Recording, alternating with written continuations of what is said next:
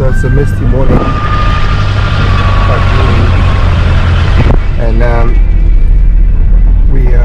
today's an exciting day because we're going to lay our first blocks on our foundation. So it's a Saturday today. We're working overtime, day 10. We lost one day because of rain last week, so we're trying to catch up. It's very moody and misty this morning.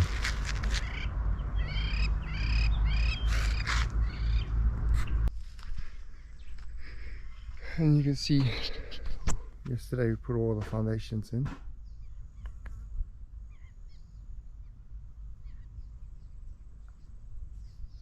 And today Daniel and the team are going to start with 9-inch blocks. Foundation 3 courses. We're setting out the corners with the profile, and we're going to set out the one on the other end, so that we can get the building all squared up foundations.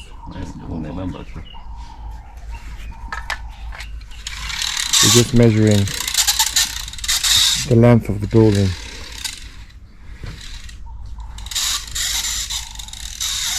Exciting. The first blocks. We already had a beer yesterday, celebrating the foundations.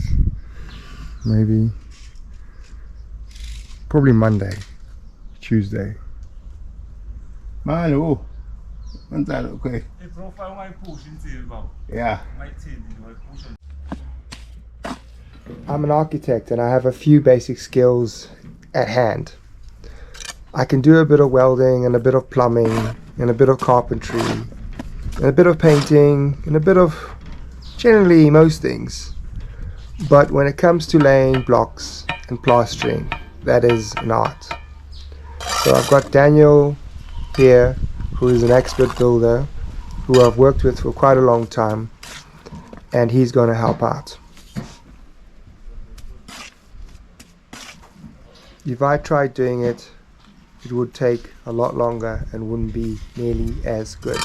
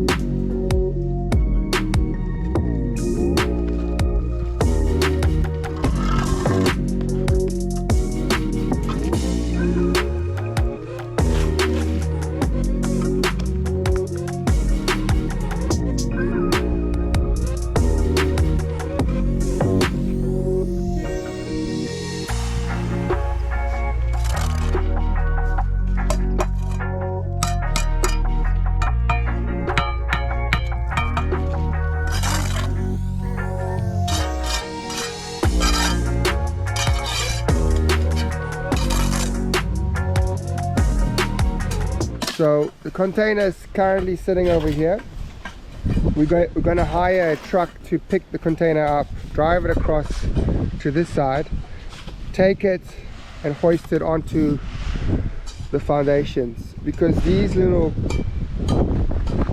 bases, they have, I need to fix this one, they have little upstand, little stub columns, which we have to create a little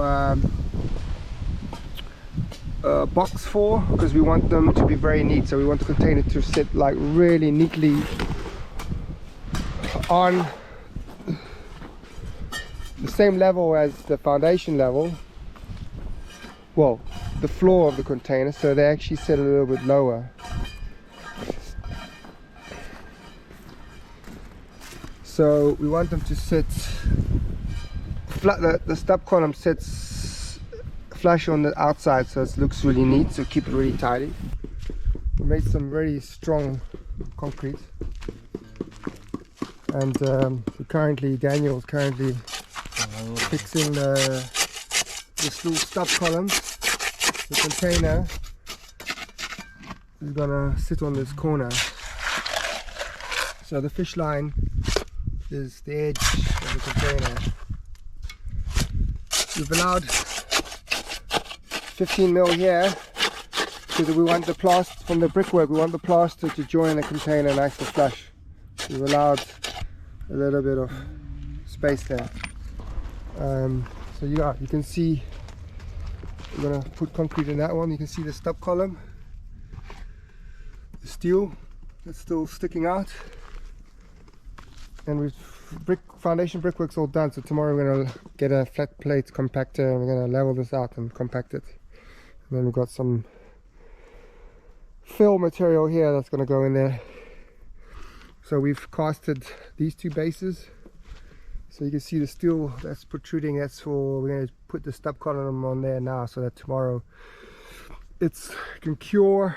Ideally we would like these stub columns to cure for a week, but we're not going to get that chance, so we're going to let them dry for 2 days, and then we've got a truck coming on Friday in 2 days. So tomorrow is Thursday to pick up that, and then to drop it on the 4 corners, because on Saturday we would like to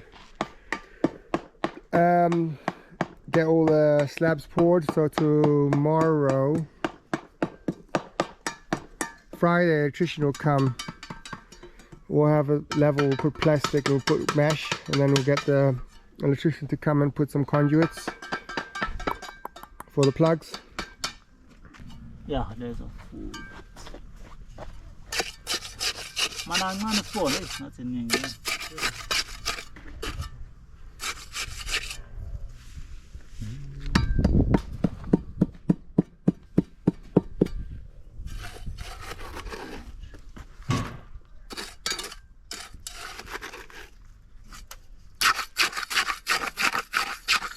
So we used the dumpy level there to set little lines inside the box, so we know, so Daniel knows how far we must fill the concrete inside the box.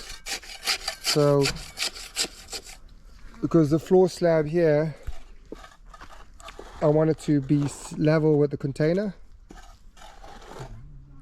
so there's no step in the house,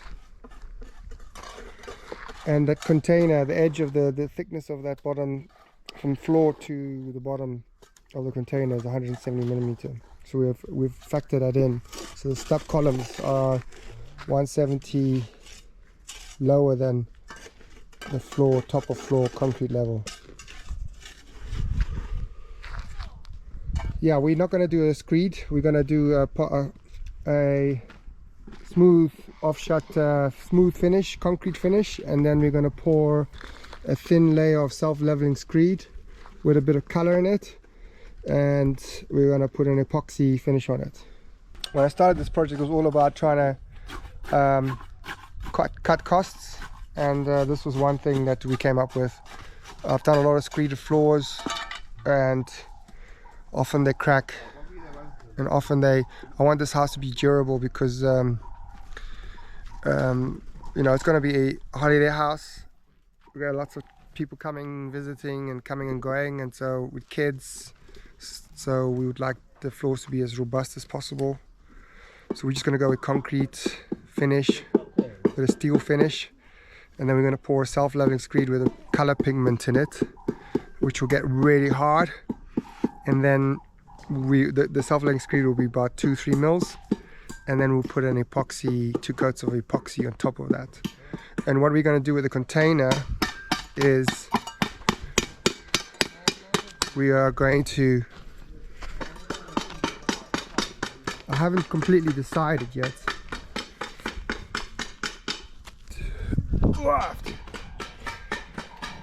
We're going to sand down the wooden floor, and we're going to rubberize this section of the container in the house, so that'll be the kitchen. We're going to rubberize it. I think it'll be quite cool, like a dark gray or black finish, like a rubber finish. It'll be like the kitchen area, which will be quite acoustic, so the rubber will absorb some of the acoustics of the steel finish. That's the idea. I haven't completely decided on that one yet. So we're just putting an extra layer of steel on the end of the stub, just this one stirrup, just to reinforce with that concrete in there at the very end of the stub column. It should have been in a stirrup, but yeah, we just don't have them, and we want to try and get these done, but this should be fine. Hopefully the house doesn't fall down. No, seriously, these 1.2 by 1.2 by 250 foundations, that's a super large base, so it's not going to go anywhere.